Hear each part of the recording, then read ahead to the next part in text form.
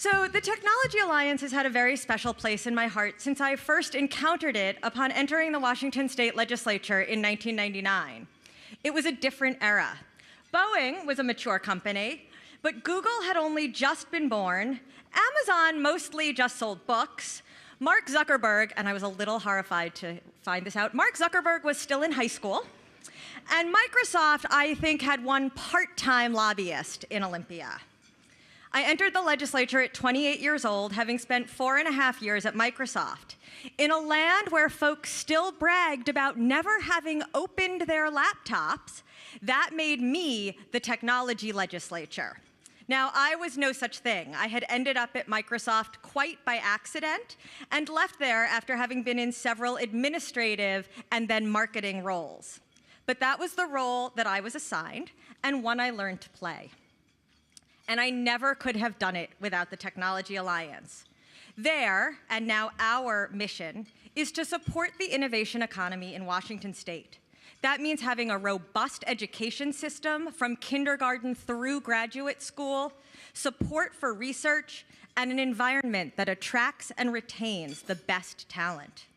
And we do that in a couple of ways: advocacy and outreach to elected officials, producing benchmarking reports to illuminate areas in which Washington is excelling compared to our peers, and maybe more importantly, where we could be doing better. And finding gaps that we can produce programs to fill, like the Alliance of Angels and Ada Developers Academy. So what that means in practice, what that meant for me, really, was mostly, or mainly, that Ed Lazowska, who I'm going to recognize again, became my phone-a-friend lifeline. Anyone remember Who Wants to Be a Millionaire? When I needed to be informed on a technology in order to think critically and ask good questions about a piece of legislation, I knew that Ed or anyone at the Technology Alliance would provide information devoid of the perspective of any single company. No offense to all my lobbyist friends out there. That is a critical role. And when we wanted to figure out how to bring online learning to the entire K-12 system, there was no better partner than the Technology Alliance to herd the cats that sat on Governor Locke's digital learning task force, including me. And when I wanted to advocate for more funding in the state budget to attract top faculty to our research universities, the Tech Alliance benchmarking reports were my foundation as to why that was necessary to maintain our strong economy. Our latest report is on the impact of artificial intelligence on both the workforce and education systems. We'll release the full report later next month, but you have a bit of a teaser on the table in front of you. I hope that will whet your appetite for both the full report as well as the public policy conference that we will have coming up in December. I hope you'll all make plans to attend. We have a lot of other exciting programming shaping up this year: the return of our cutting-edge research series, the public policy conference, and some more that I can't quite talk about just yet. I hope you'll watch your email and join us for all of it. I want to again thank Brad and Ken for being our keynote speakers, and I was told last week that Brad really likes to interact with the audience. So we have a great opportunity. Brad is gonna take questions from the audience. So there's a slide. If you go to, now I have to remember it because we killed the slide. It's, I'm gonna have somebody help me in a second. There's a website. Is it Slido? SLI.do is where you want to go, SLI.do, and this, or try Slido.com, and this, we'll have the instructions up again, and this code, so that you don't spend the first 5 minutes of their speech doing all of this, these are the instructions. You'll be able to ask your own question or vote for somebody else's question. That's it. Once again, we are so pleased to see everyone here, and I hope you will now join me in watching this video that will explain a little bit more about the work of the Technology Alliance. The innovation economy is a creative economy. Education in the workforce, research and innovation, and entrepreneurship and collaboration. So what makes the Washington State innovation economy so interesting and unique is that It's really based on working on hard problems, difficult problems. Companies that are bringing science to bear on real problems for customers and delivering an improved or a new customer experience based on the application of science. We have to help those idea generators, those researchers, those inventors feel comfortable working in partnership. First and foremost, you need ideas, and then you have to have the talent and the capital to really explore and exploit those ideas to produce something that improves people's lives. With industry working in partnership with collaborators to move their baby, their discovery, all the way forward through the commercial process. I mean, the innovation economy needs a supportive climate. And so when you talk about a supportive climate, that really means an entrepreneurial climate that helps entrepreneurs start companies. It means having locally available capital to help get those companies off the ground. And most importantly, it needs access to talent. Talent, talent, talent. And then I would put a strong basic research foundation and access to capital. Innovation economy needs creative people, talented people, adaptive workforce. And you can't have that unless we really have a good education system, not just K through 12, but higher ed. We need to make sure that our higher ed systems, from the two-year colleges to the technical schools to the four-year degree programs to our postgraduate programs, are really meeting the needs of the people that want the jobs. And not all those jobs are for the research scientists. In fact, they're for people who like to tinker with things, who like to build things, who like to manufacture, who like to learn, and who care about changing the world. We need to have access to higher ed, and we really don't have the same level of access in this state that many other states do. I mean, part of it is that we have a system that is just too small for the number of kids we've got coming through the system. WSU, for example, we're very proud of the fact that we've started a data and analytics program just a couple of years ago. It had 8 students the first year and now is 100. I suspect the market would like 10 times as many. The Technology Alliance has supported our innovation economy by not only serving on task forces and contributing intellectual capital that has really generated a whole host of initiatives, state initiatives and educational policy and educational resources, but they've also been an advocate to the policymakers, informing them of what's needed to really keep driving our region to be at the forefront of innovation. We regularly take issues or areas that we think are important to this mission, and we go study them, and we publish our results, and we make sure that information gets to policymakers and influential people in society so that they can act on it. One of the reasons why the Technology Alliance does benchmarking is to be able to compare ourselves to other states and see how we're doing compared to those states. And in Washington, we have 79.3% of kids graduating from high school, and everybody's been patting themselves on the back to say it used to be 72%, and we got it up to 79.3%.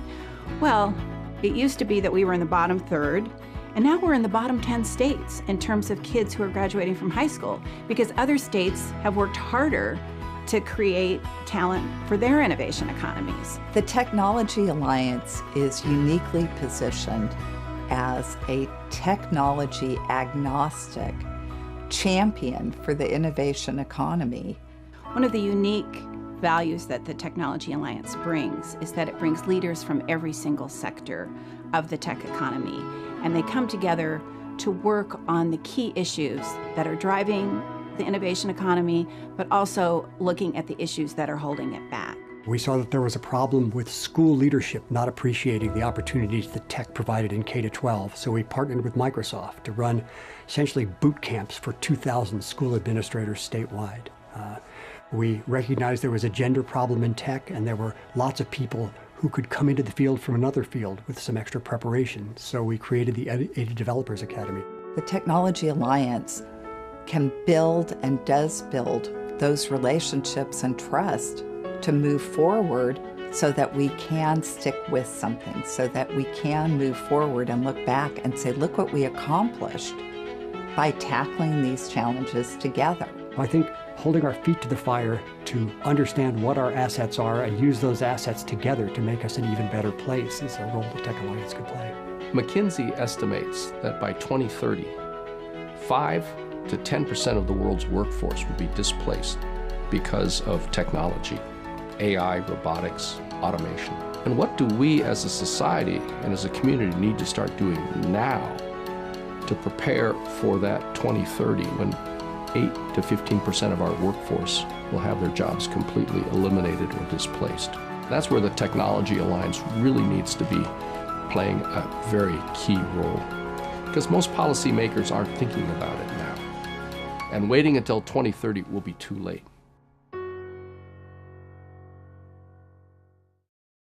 Well, I get to have the fun job of welcoming our featured speaker.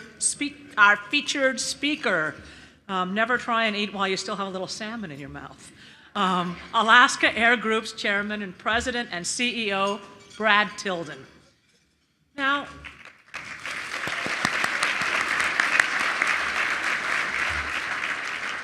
when I think about Brad, it seems like he was almost destined for leadership at Alaska. He grew up right here in Seattle, just a few miles from SeaTac.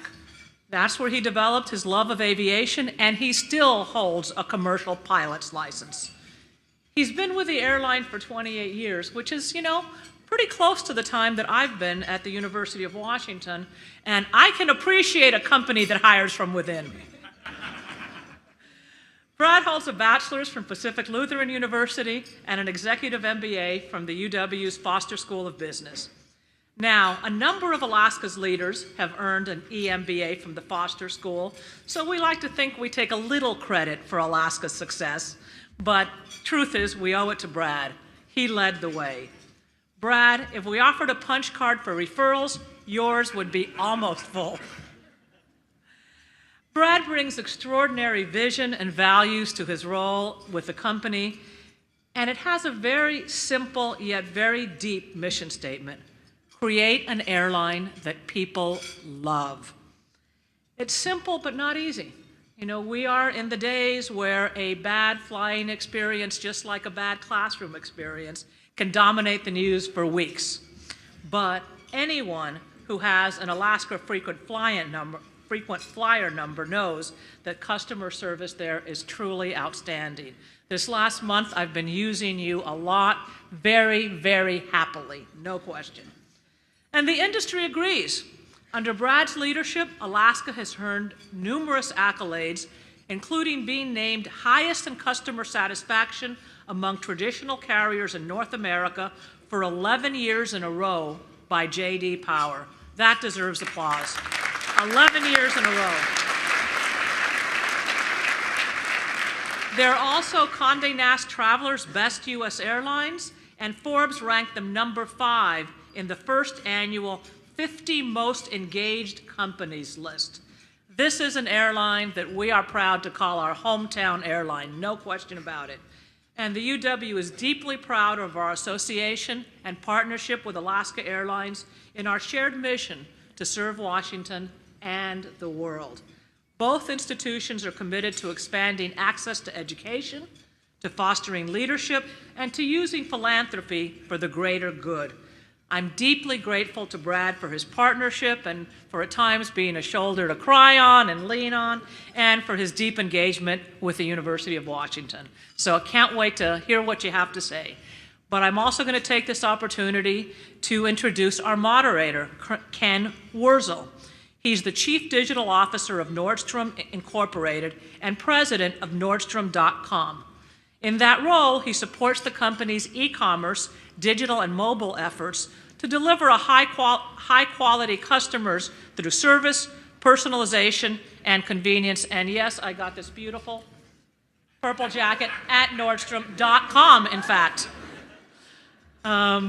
Before that, Ken served as Nordstrom's Executive VP of Strategy and Development. He helped to develop core strategies for all areas of the business, including the Nordstrom Rewards loyalty program. And so far, the Nordy Club members in the audience, all of us, we have you to thank, Ken. Thank you. Proud member of the Nordy Club. And prior to joining Nordstrom, he was a strategy consultant as a partner with Marriott Associates and with McKinsey & Company. Ken holds a BA in Economics and Political Science from Yale University and an MBA from the Wharton School of the University of Pennsylvania. Please join me in giving a warm welcome to Ken and Brad.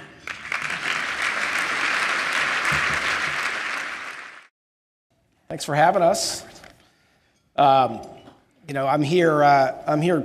Brad called me a couple weeks ago and asked me if I'd moderate this discussion, and I didn't think it was optional because Brad's on our board. So I actually work for Brad, so I was like, yeah, I'll come.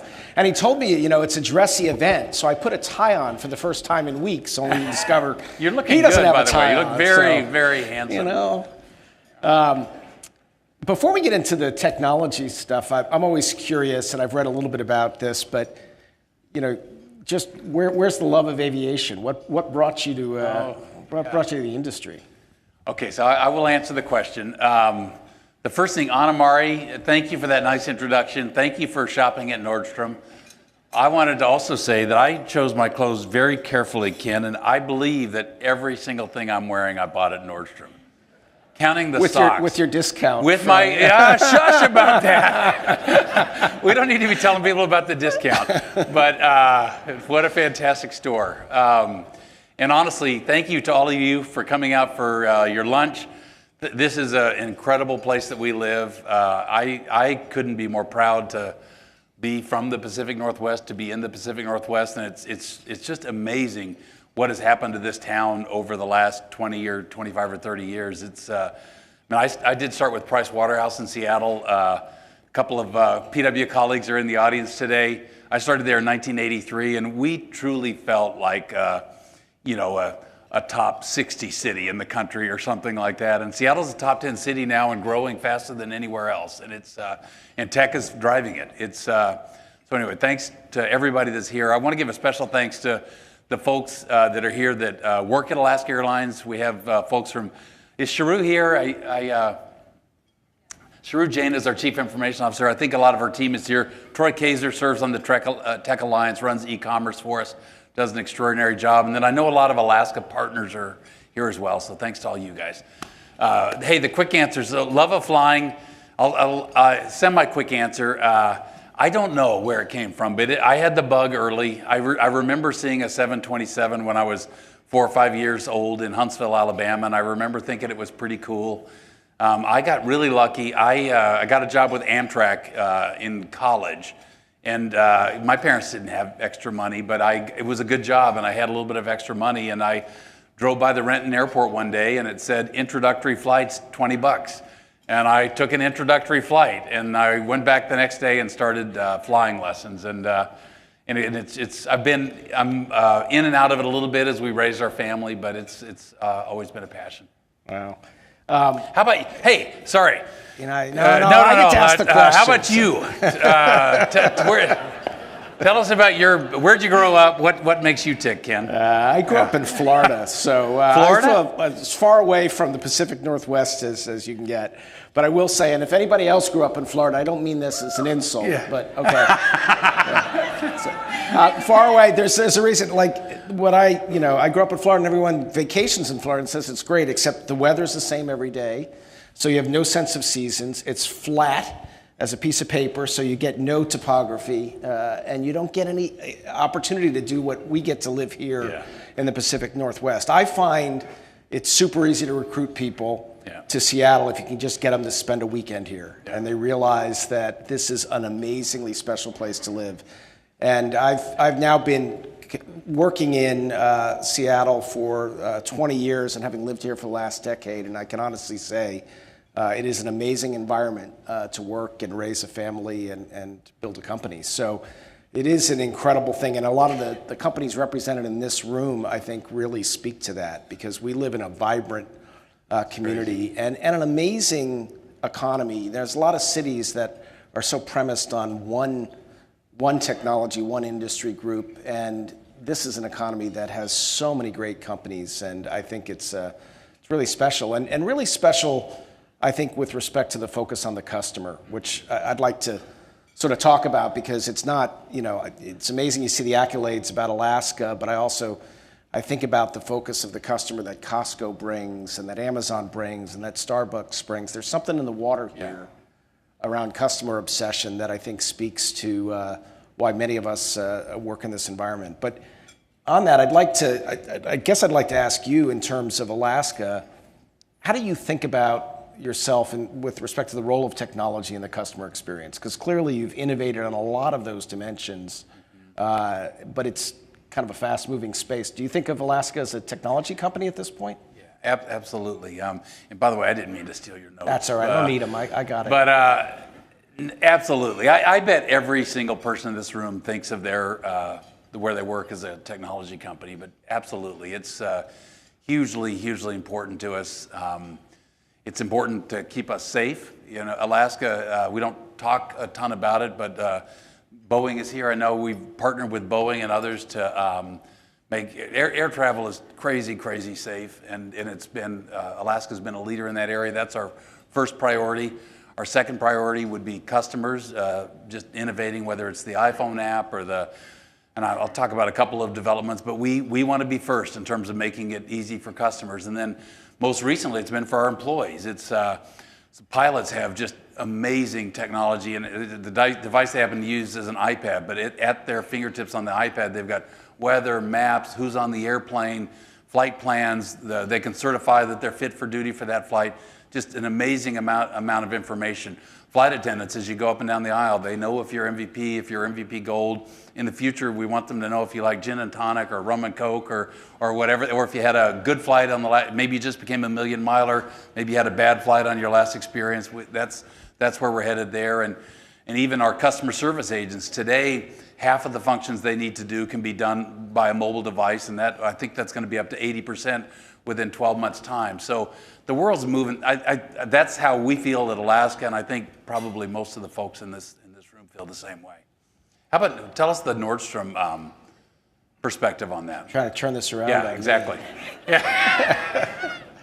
I think it's similar, but for us, as folks hopefully know, our brand's been associated for 100 plus years with the notion of service, and I think the hardest thing for us, thanks to a lot of change and a lot of great competitors, is the notion of what great service is changing really fast. Yeah. And so I think there's no question that we view technology as the most important enabler of our employee experience and our customer experience. But I think one of the challenges that we confront, and I am interested to bring it back to you, Brad, is figuring out the right places to bring technology into the experience so that it's actually additive and really supports that customer experience, and staying ahead of customers, but not so far ahead. I mean, you and I talked about an example. We've had as an example, we've done a lot of experimentation with dressing room technology and really smart mirrors, and how do you bring all this great technology in.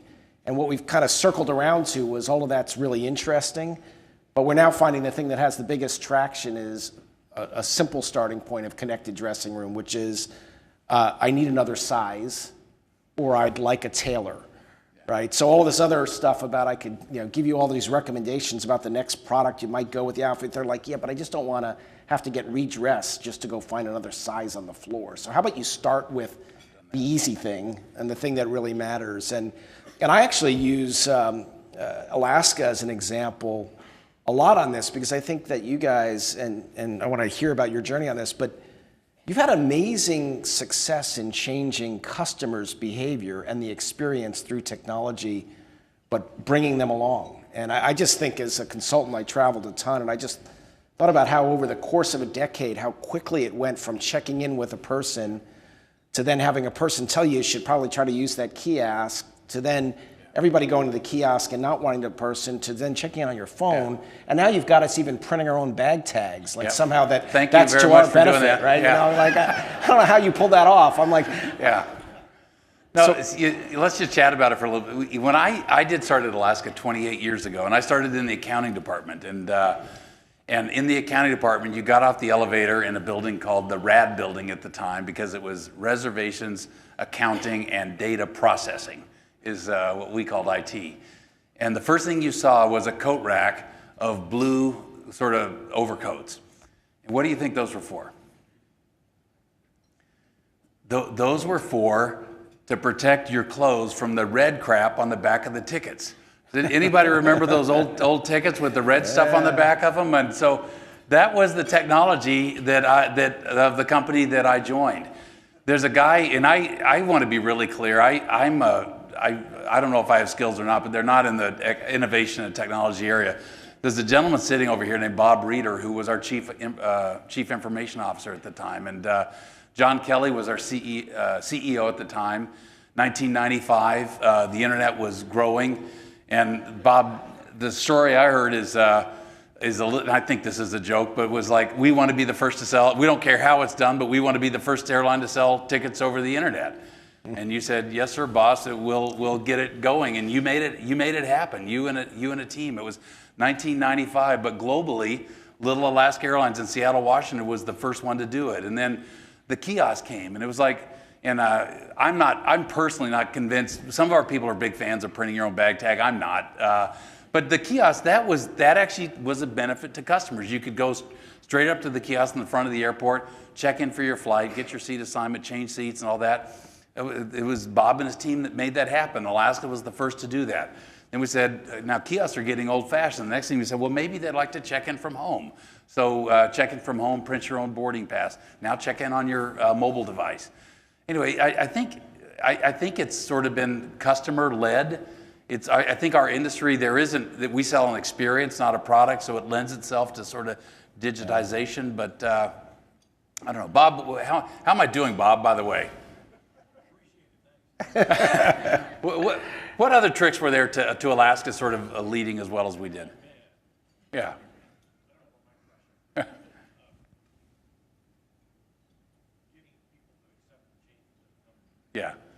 Yeah. Getting folks to accept the change within the company. So honestly, I will tell you, I was actually finance. I was in finance when a lot of these developments came about, and I remember Bob making a joke about IT, and Bob used to say, if we put wings on it, it'll get approved because we love airplanes. And but I think over time, it actually we made such believers out of people. I think any proposal that came for a customer experience with the internet. There was something we did called Docket 930, the internet with kiosks, with mobile devices. I mean, over time, people just became absolutely convinced that the return was, we weren't looking at 2-year paybacks, we were looking at 2-month paybacks. The stuff was just, and so I don't know, honestly, the finance department quit looking at those business cases. We just said, if Bob wants to do it, I know the CEO is going to sign it, whether we say yes or no, so just send it on through. So now where we're at, you guys get all these accolades appropriately for how you've leveraged technology, but what's the biggest challenge you see now when you look at how to use technology for the next decade? You know, I think several things about that, but I think that, as the video said, and as no people in this room feel, it is all about people. So getting the right talent at our company that loves our mission, loves our cause, they fully identify with it. They want Alaska to be the best. They want your experience to be as good as it can possibly be. It is, I don't know, the application rolls out on the mobile device, but it's the creation of somebody or some 2 or 3 people. And so winning that war is super, super important. And Troy, I know you and Sharu are both working super hard and getting the company's name out there to bring the best talent aboard. So I think that's a big one. It's an interesting thing. Like this, Troy knows I was really nervous about talking to you all about innovation. I like airplanes, I like customers, I like route maps, finding new places. I think figuring out where to innovate, I think you've got to get good at listening to your people. You do have to know sort of strategically where you're going to invest, but I don't know, one of the things we're blessed at Alaska is we just have passionate people that love what we do, that we trust, and we sort of try to empower them and get out of their way. Just on that topic, talent, I mean, because I always get asked this, so I'm sure you do as well, about the pros and cons of being in a technology hotbed when you're recruiting for talent. I mean, what's your view about the equation of recruiting in Seattle? You know what, I'm going to guess, but Troy, just say right or wrong, just because. But I think it's an incredible pro. I think that we have the UW is fantastic. Our other schools are fantastic. Wazoo is fantastic. This is a hub. People, young, talented people that are into technology want to be here. There are different folks, different strokes probably for different folks. If I was young, I could totally see the appeal of working for one of Seattle's powerhouse technology companies. I could also see the appeal of working for Alaska Airlines or Nordstrom, where I worked on the local app or something. I was one of a 3 or 4 person team that worked on an application that my family got to use, and I could tell them I worked on that. So I think it's a huge advantage being in a city like Seattle. Troy, is that right or is that wrong? Okay, good. You mentioned something, and before we get into questions from the audience, I did want to ask, because you're right, aviation's never been safer, but technology and safety in aviation's been in the news a lot, and not just recently. This is seems like a constant sort of dialogue about where it's going and how you feel about it. How do you guys think about that? Yeah, if the Boeing MAX specifically, I'm glad you asked about it. It's an important time. Boeing, we are hugely loyal to Boeing. I think there's this MCAS system does need. I think we're discovering that there needed to be some changes to it. Those changes have been made. Our team has looked at them and they're satisfied that they're the right changes. There's further diligence that the FAA and other governmental agencies will go through, but I think I am glad you asked about it. It's the bigger. I think the MCAS system needed to get better. It will get better. A terrific airplane will get even better and even safer. But I personally think people lose the context of this conversation a little bit. Sometimes it's as if Boeing sat aside and watched air travel, watched somebody else make air travel safer. But air travel is unbelievably safe. It's much safer than almost anything you could think of doing, counting driving back to work when you leave here.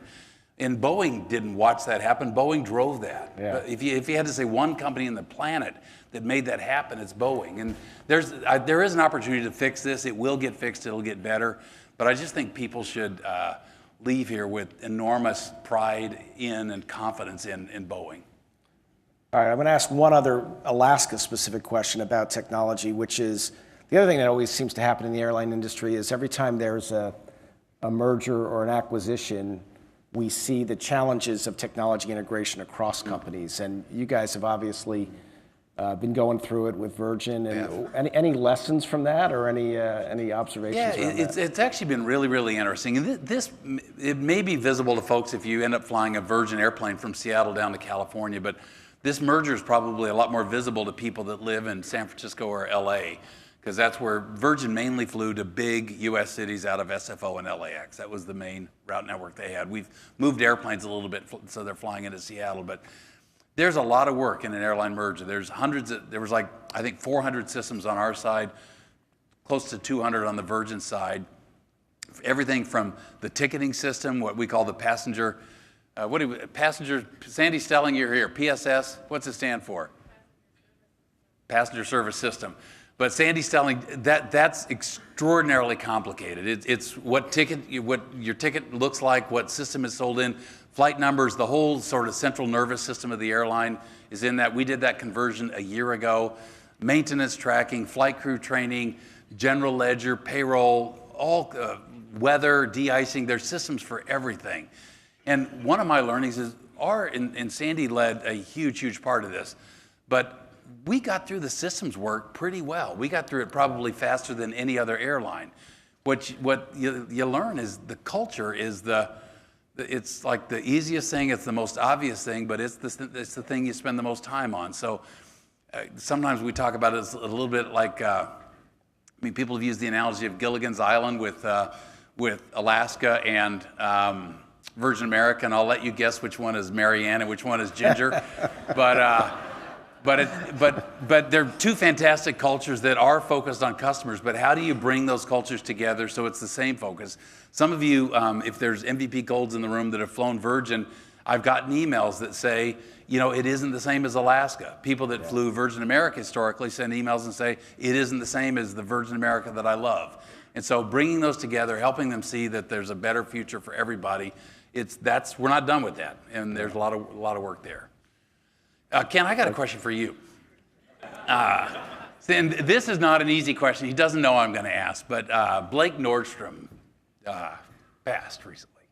He was like a powerhouse at the Nordstrom company, just a smile as wide as the universe, like a huge figure in the company, a great personal friend of yours, a huge leader in Seattle. He was the co-chair of Challenge Seattle, super involved with United Way, super involved with UW Rowing. And I know employees just had crazy respect for him. And what's it like to deal with that kind of a transition at Nordstrom? This isn't totally innovation, but I think every single person in the room would be interested. How do you lead following something like that? How do you sort of reassure people, give them confidence, keep the thing moving forward as you must as a leader? Yeah, I didn't know you were going to ask that question. I know you didn't. Yeah. You know, I think you captured the situation well in that Blake was a big presence. I mean, Blake not only was his name on the door, but you know, Blake worked at our company for over 40 years and led our company. But that's not what his impact was. I mean, his impact, at least in our culture, you know, he was the heart and soul of a lot of things that define our culture. And specifically, I think the impact, and we realized this in working side by side with Blake, we realized that after somebody passed, his impact was with literally tens of thousands of employees on the basis of being out there. He loved nothing more than to be talking to customers and talking to employees. Answered his own phone literally every time it rang, which meant that, and if you were in the store and said, I want to talk to Blake Nordstrom, they would call and hand you the phone, and he would answer the phone. But I think that, you know, what I've certainly, and it was a huge loss for me personally. His office was next to mine. It's somebody I was close to for 20 years. Still got the name on the door, right? Yeah, it still does. But Blake, and many of you, or some of you who have seen his memorial service will know this. Blake had this really impactful event when he was at UW of a speaker that came in and talked about, in his words, the two most important words in the English language, which was extend yourself. And Blake had a card in his wallet with those two words on it. And that really defined how he led his life every day, which was to find a way every day to look for ways to help other people, whether they were friends or customers or employees. And so I think part of how we've sort of moved on from that is to make that notion, bring that notion to life on a day-to-day basis as much as we can as individual leaders and friends, is every day to try to remind ourselves. We've actually had thousands of these cards printed up now because of so many requests came in. But I think it goes beyond that interpersonal connection. You know, even in this subject of innovation and technology, it's really interesting. You know, you say, you know, I'm not a technology guy and it's all about people. That was Blake's legacy for our company as well. He was the one guy who said, we have to figure out a way to always serve customers in new ways and be listening to them. And so he was always looking forward. And he's the guy who realized 15 years ago, we got to get out ahead of this technology thing. I don't understand it as an individual leader, but I understand it's going to be important. And so one of the holes he's left that I think we collectively need to fill is, how do we keep this passion for curiosity and change alive? That's on the business side. And on the personal side, how do we keep this focus on listening, truly listening to the individuals that we're interacting with? Because that was the other gift that Blake had. When he was talking to you, you knew there was nothing more important in the world than that conversation. And I think it's easy, I certainly realize for myself, it's easy to get wrapped up in it and not have that kind of intensity. But that intensity is what had the impact on people. So it's a big loss, I think, for Seattle, for UW, and certainly for Nordstrom and all of us. But his legacy lives on. I mean, I think he's had a massive impact on all of us. You guys are doing an extraordinary job. It's hard to lose. He's a young man. He's 58 and sort of a sitting CEO, and it's a hard assignment to keep things moving forward, but you guys are doing a terrific job. Thank you. All right. We're going to, I think, open it up to Q&A. But before we do that, Just in Seattle, one last question that you sort of addressed. There we go. I like that. What is it? All right, we're going to go to these questions. And we're going to go past the first one, which has the most upvotes. Oh, I'm on Alaska 14. Oh. Somebody get Can right you on get this. me- 1424, All right. 245. You know what? So we actually have some great technology. 82008. Text that. You can text. We'll text that upgrade request, Troy. I think they're there. See if we can get that taken care of. All right, so the next most popular question for the young entrepreneurs and business people in the audience, what do you consider one pivotal decision you made in your career? Honestly, coming to Alaska Airlines, I loved public accounting too. I love aviation, but I was happy at Price Waterhouse. I really sort of thought I might stay there and try to make a career. I like loyalty. I sort of do like hanging out somewhere. I felt really guilty leaving PW after 7 or 8 years, but deciding to come to Alaska Airlines and try to plant my roots there, that was important in terms of my life. And obviously I've been extraordinarily lucky in the years since. The way I translate that to young people is, and I'm always careful on how I say it, but what I say is take risks. Don't take bad risks. Don't do crazy things with your body. Go to bed on time. I never want to sound too parental, but I'm not. Don't take those kind of risks. But if you want to be a doctor, go try to be a doctor. If you want to be a software engineer at Microsoft or Nordstrom or Google, if that's what you want, go do it. You can. No, there's no guarantees in life, but you can probably do it. And I just think going. I think people, because of fears or concerns, or it is a little humiliating or embarrassing if you try for something and it doesn't happen. People play it safe, and I think more people should figure out what they want to do and just go for it. Is that the advice you gave your kids when they said they wanted to go be a potter? Yes, and then they always turned it around on me and made me regret saying it, but yeah. Okay. Why isn't there competition in aviation and innovation in Wi-Fi technology on airplanes? Yeah. Okay. And so why is GoGo service so crappy? I guess there's crappy? nobody from GoGo in the room. All right, so GoGo's getting better. Here's the bottom line. We have 220 airplanes with Wi-Fi. 25 of them have satellite. The satellite is 20 times faster than the ground-based Wi-Fi. All the airplanes will be done 12 months from now. The satellite Wi-Fi will be as fast as it'll be as fast as your mobile. It's not going to be as fast as your 1 gigabyte home computer, but it will be as fast as your mobile phone, and you'll be able to download and stream and do all those things you want to do. All right. As Alaska transitions from a West Coast carrier to truly nationwide, how do you plan on avoiding the customer alienation that major carriers have faced? We'll answer this one, then we'll try to turn this around to Nordstrom. But there are no Nordstrom questions up there. So one thing we have done recently is. Like a friend of mine, he's actually a friend of Bob's as well. His name is Mike Swanigan. He was a 36-year captain at Alaska. He ran flight operations. He was our chief pilot. But he does a series of podcasts now for young people. And he recently the airline leadership problem is your people are moving away from you at 500 miles an hour. And you just think about that. For a lot of our businesses, people are in a workspace, they're in a workstation. You can sort of walk the floors. We're in 120 cities. We have crew hubs all over. And I think a lot of the Alaska difference is it has felt smaller. And I really believe there's a sense of personal responsibility and accountability. If you're in the flight was bad, you're in that community, you have to hear about the bad flight at the soccer game. On the reverse side is also true. If it's a great flight, you get the accolades. And so anyway, one of the things we recently did is we did a series of workshops called Flight Path. And we literally rented a warehouse south of the airport. And we brought in lights and all of that. And we bought some cheap chairs from Wayfair, which I don't even know who Wayfair is, but I know that's where we got the chairs. And we brought people in, and in an airline, people are passionate. So the first thing we said, what are you worried about? What are you anxious about? What are you proud of? What do you want to tell us about Alaska? And then we began to lay out how we saw the industry, how we see competition, what we are up against.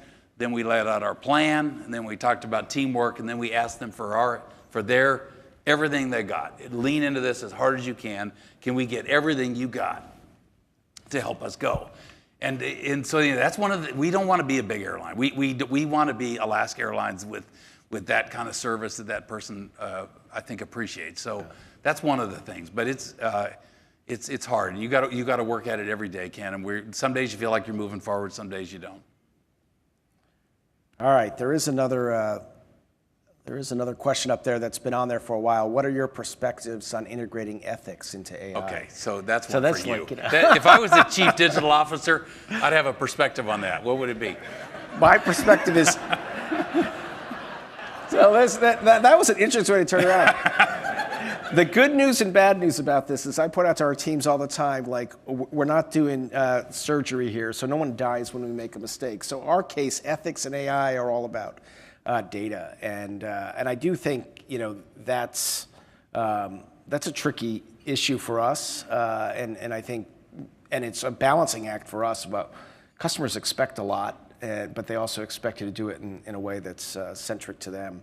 I do think this question, one thing I'll just, as an aside, will say, I have a 15-year-old daughter, and it's fascinating to me that she came home the other night on this particular topic and was incredibly energized and spent the whole dinner conversation about how do you think about ethics and autonomous vehicles?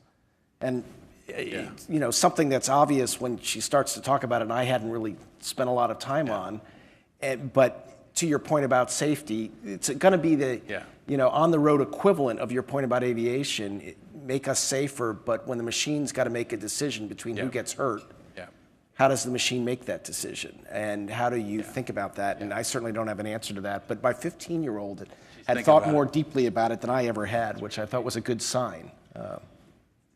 It's people trust Nordstrom. I mean, I actually don't have deep thinking on that, but I do know that people trust Nordstrom. People trust Costco. People trust other companies in this room. I hope that people feel like they trust Alaska, and I think there's a core value there that's powerful, and you've got to translate that core value into your policies around data and using data and sharing data and all of that. You can never, and I think that's what people are sort of in. It's what's in the press now. People saying, "Hey, I thought I could trust you with my data." And, that's a thought on that. But a general question here, which is, what's the most painful technology issue that faces your company? How about someone from Alaska yell something out?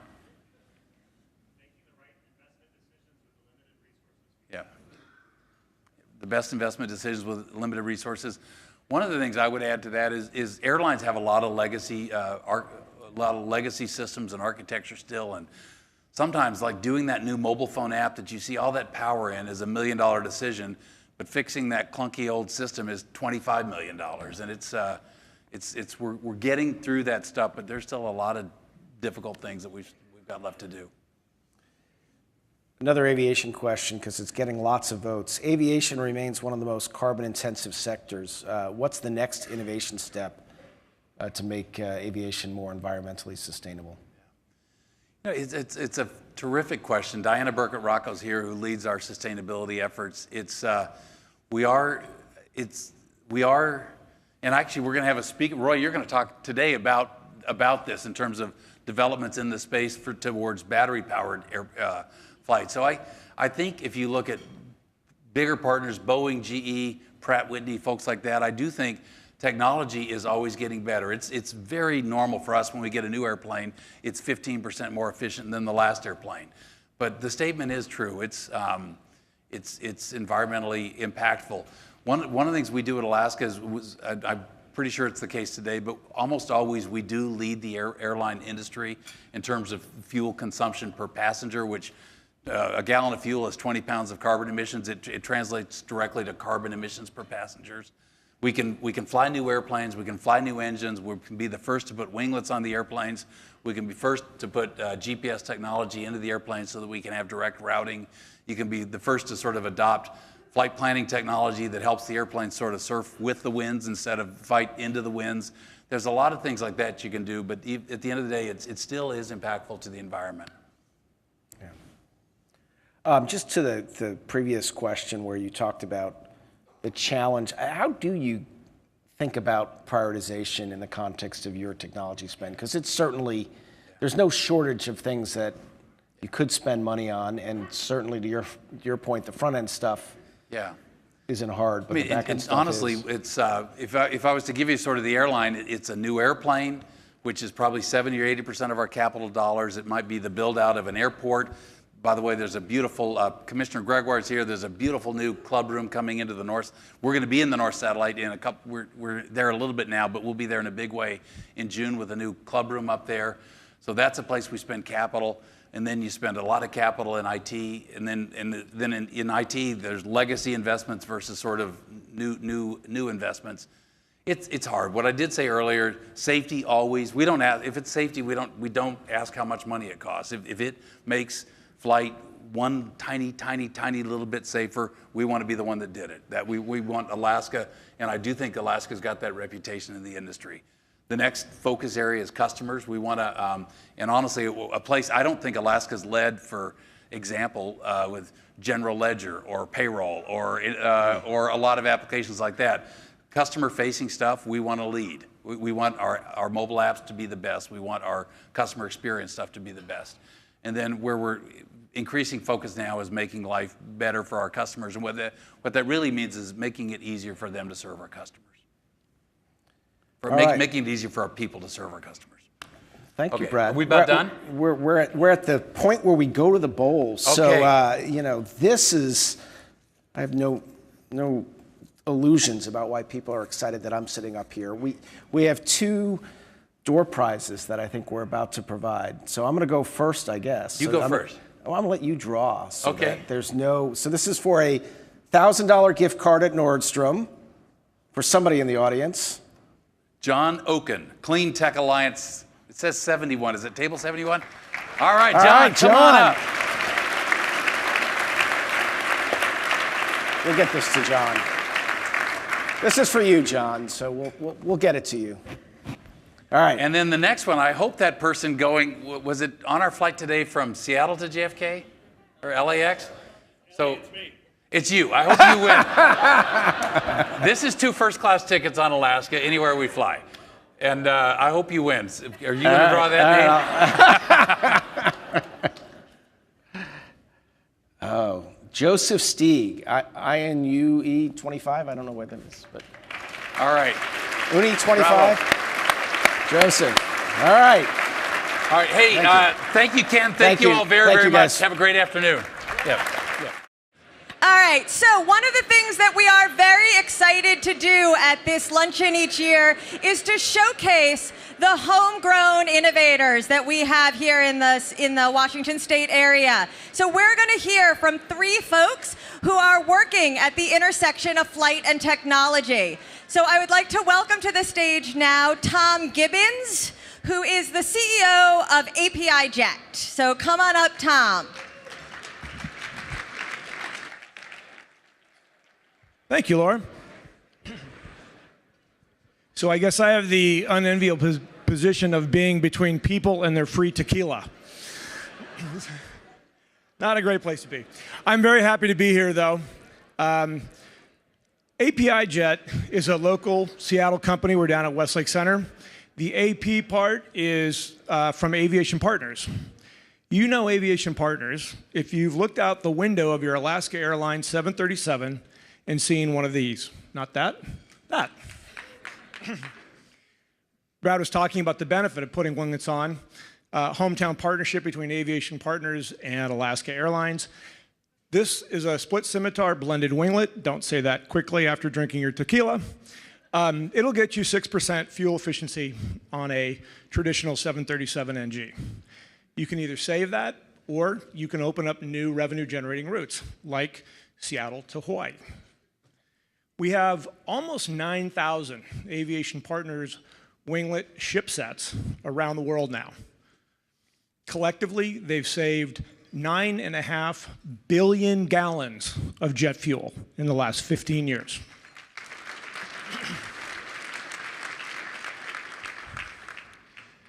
So we've had an impact and change in the industry, and we're about to do it again. So let me tell you how, why it matters to you and me as flyers, and why it matters to the airlines. But let's start, I don't know what the thing on the right is, artifact. Let's start with the mobile phone. So we all take it for granted. But it's got some key things that make it really useful, valuable to us. You get data on it. It's got connectivity, so it can go get other data. There's over 2 million applications in the App Store. And it lets you run analytics. In particular, you get a lot of benefit from real-time analytics. This isn't really how we describe it. We say, you know, I'm looking at the map. There. We've all done that. Around here, probably people have used Waze to truly get real-time analysis of the best route to use right now to get where you're going. And you might have received a gate change alert from Alaska Airlines that makes you the beneficiary of their back-end analytics, then coming to you and telling you not just that something's changed, but where to go. Your typical commercial airliner can't do this. It's not because nobody thinks it's valuable, it's because typically these things were designed, or they're derivatives of designs that were engineered before the PC revolution, before the internet revolution, and certainly before mobile phones came into our life. And that's the gap that API Jet is filling. Let me give you 3 examples. So today, when you do your flight planning, typically you have to file that 2 hours ahead of your flight, and sometimes you're using data that can be as much as 6 hours old. If you've got a 4 or 5 hour flight, you're halfway into that, we're talking about pretty stale data. What we're doing, whoops, very aggressive when my button pushes. What we're doing with our digital winglet service, and we're announced this morning that we're trialing this with Alaska Airlines, is taking real-time data from the airplane, data from the ground, and actually crowdsource data from other airplanes, sending it to the airplane where it can do real-time analytics and come up with the best route around weather, around turbulence, or just an update on the best way to get to the destination the most efficient way possible. It's Waze for your airplane. Second example, we've all been at the gate sometime, fully loaded, ready to go, and the airplane doesn't push because something didn't get done. The turn process, particularly when you're really trying to utilize your aircraft assets, is a fairly heavily paper and person-based process. What we're doing is taking advantage of the fact that the data exists on the airplane. It was just never really organized or built to share it. So on the way into the gate, using our turnaround service, the airplane actually communicates the status of all of its systems. So your ground team actually is ready when that gate arrives to run its turn and shorten that cycle. In the turn process, there's over 100 steps often that have to happen. And what's really valuable is one of them doesn't start on time. You need to know immediately. So let's take fueling, for example. We actually monitor at the gate the actual fuel load in the airplane every couple seconds. If it doesn't start going up at the point that the airline configures, they get an alert, they can call their fuel truck, and that leading indicator is the key to keeping that turn on time. You can see why it matters. The industry sort of accepted cost for a delay can be up to $74 a minute. So if you have a 30-minute delay, you might wipe out all the profit for that flight. Somewhat related, operational trending airplanes are big, complex machines. They've got a lot of moving parts, and we can actually track how those parts are operating. So that if you see something degrading, the airline can actually choose to service that at a time that works for them instead of having that part actually break and then cause a really expensive delay. In fact, at Iceland Air, who's our first customer and been flying our system, they're using these in all 3 departments, even though it's just one system. It truly is much like a PC or a phone in that it's a single data source, single application platform. This matters because you've got about 30,000 commercial airliners today. That number's growing. They're launching over 100,000 flights worldwide a day. Alaska alone does 1,800 flights a day. I mean, just think about that. Operationally, the intensity level is like really no other industry I've seen. I ran Xbox Live for 4 years, and I thought that was hard. What airlines do is remarkable. And these planes are going to be built for the next 15 to 20 years. And the last one that rolls off the assembly line is going to fly for another 15 to 20 years. And they all need this system. So at that point, you're going to be looking at 40,000 airliners launching probably 150,000 flights a day. And if we can just save a couple $100 a flight in a couple of minutes, you're talking about an astoundingly large savings number for the industry. That's why we're excited about doing this and why we're thrilled to be bringing this to the industry. And that's an overview of API Jet.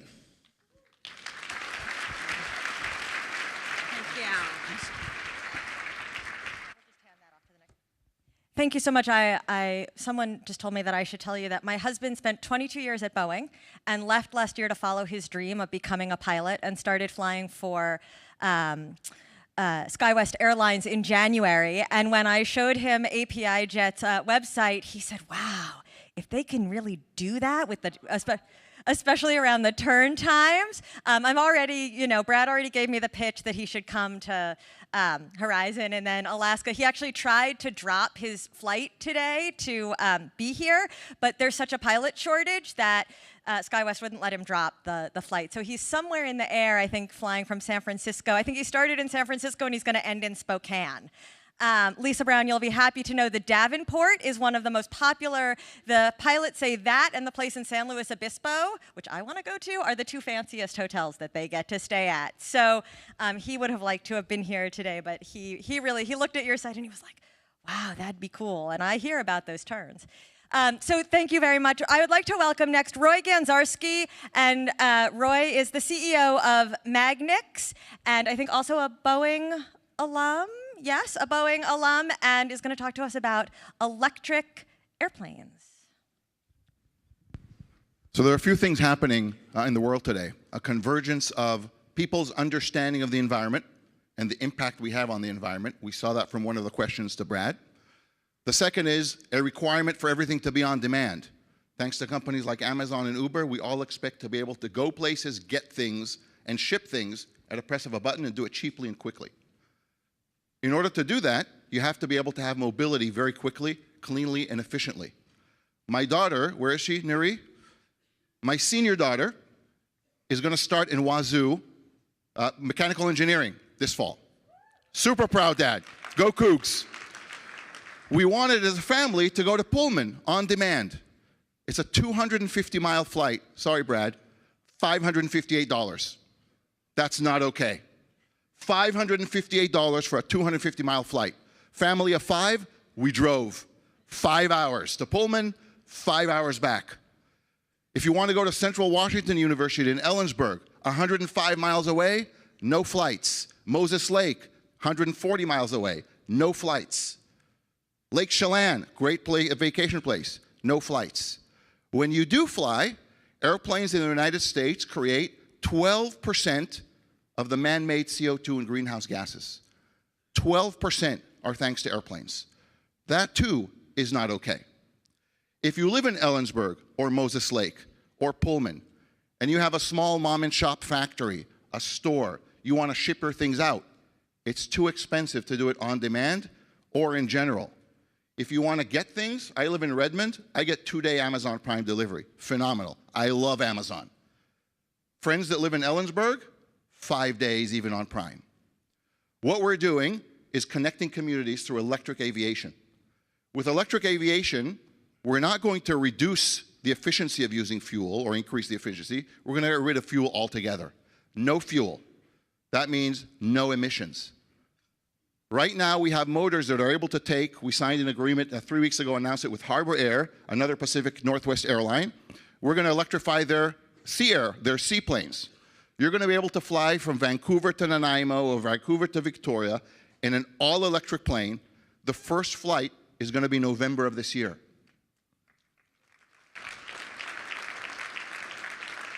Now, these planes, when they're converted, are limited. Batteries are heavy.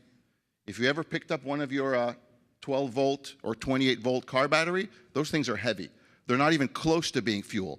There's a reason when you light a match next to fuel, it ignites. It's very power intensive. Batteries are not there yet. So if you take a plane like the Sea Airplane or the Seaplane out of Harbor Air, you're limited to about 150 miles. So converting an airplane is a great interim step, but not enough. That's why on Monday we partnered with an Israeli company called Eviation, and we're developing and will be showcasing and flying the first flight before the end of this year of a 9-passenger all-electric aircraft that will go 650 miles. 650 miles is something to write home about. So please do so. So electric, will we replace Brad's 737s next year? No. Probably not in the next 30 years. But can we release Brad's planes from flying to Pullman at $558 and let them do long range where they are efficient and take a 9-passenger plane to fly to Pullman for maybe $70? That's definitely something we're looking at. So the idea is, how do you go to completely environmentally friendly, low-cost aviation that allows you to connect communities? The good thing about it, as opposed to rail, as opposed to mag lifts, as opposed to the fast tunnels, the infrastructure exists. There's already over 10,000 airports in the United States, hundreds of them here in Washington State. Moses Lake has an airport. Ellensburg has an airport. Pullman has an airport. They all have airports around them, just not being used. So the infrastructure isn't required. It's already there to be used. So from that perspective, we believe that's really where electric aviation can make a difference. The one thing I would love to see this state do is take the lead in the United States. Norway, and I won't use the French term, I'll say, had the intestinal fortitude to pass a law that said, by 2040, all domestic flights in Norway will be electric. Passed a law. And now the industry there is working hard to make that happen. And they will make it happen.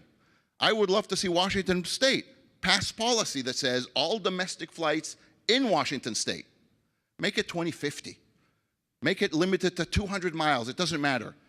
But put something in place that encourages and drives the industry to really take advantage of the technology that exists, the requirement of people to be environmentally friendly, and to get on demand. So that's what MagnaX is doing. Thank you.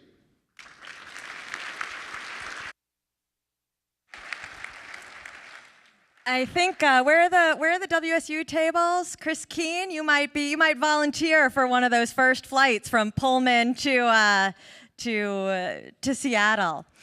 I think that's very cool. Well, next we've got, if we can get the, awesome. What would a presentation about the intersection of flight and technology be without talking about space? And we've got a bunch of very, very cool space companies in Washington State. So I would like to now introduce Kurt Blake, who I believe I met about 25 years ago when we both worked at a small company called Continuum that is now called Corbis. We might have met then, but I really met him when he won one of the Puget Sound Business Journal Innovator of the Year awards earlier this year. The CEO of Spaceflight, please help me welcome Kurt Blake.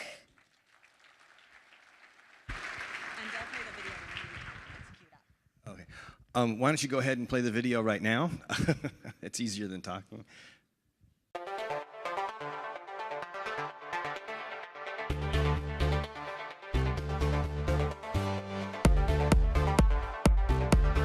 Allumage P80, décollage du V14 Prisma.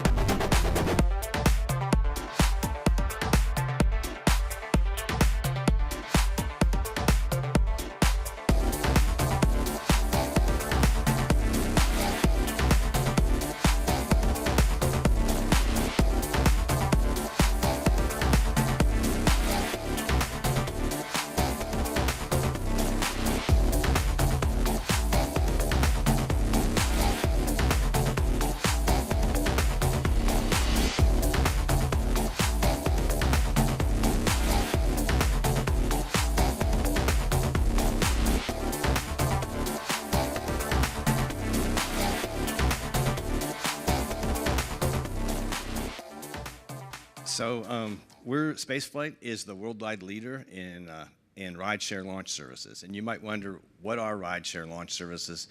They're basically a turnkey method of getting spacecraft to orbit. So customers come to us and they ask, please, we're basically a freight forwarder. Please get us our package, which is our satellite, our spacecraft, from Earth up to whatever orbit that might be. It might be, in the case of most of these, it was a LEO orbit, low Earth orbit.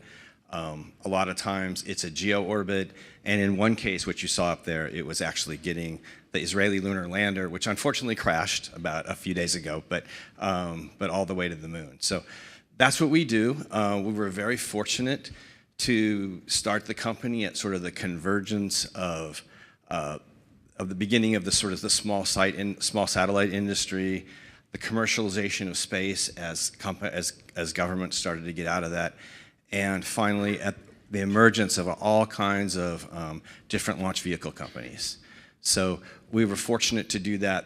The industry's just exploded, and bad pun, but the industry's growing very rapidly, and we're sort of riding that wave along with it.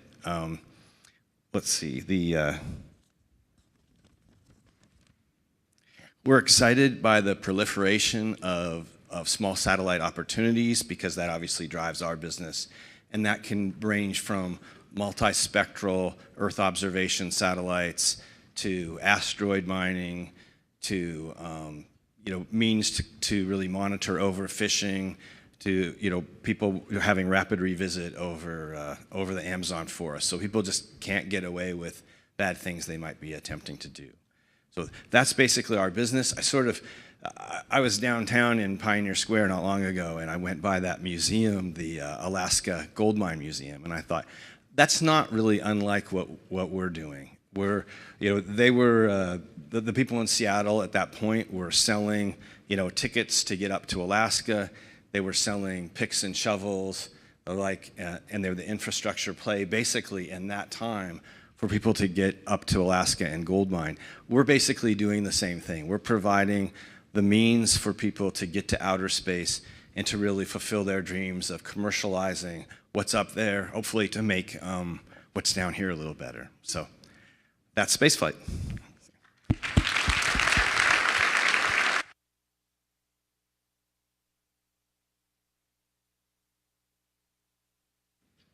Thank you, everybody. That brings us to the end of our program. I hope that you all had a great time. I hope that you learned a lot about what the Technology Alliance is and does.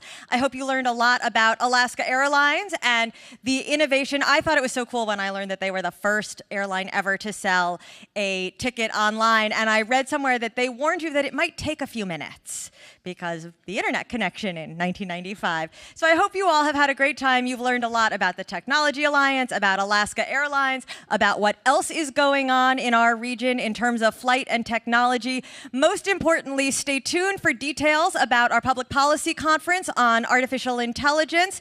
We will see you next year, if not before, and thank you all for attending. Don't forget to take home your gifts. Have a great afternoon.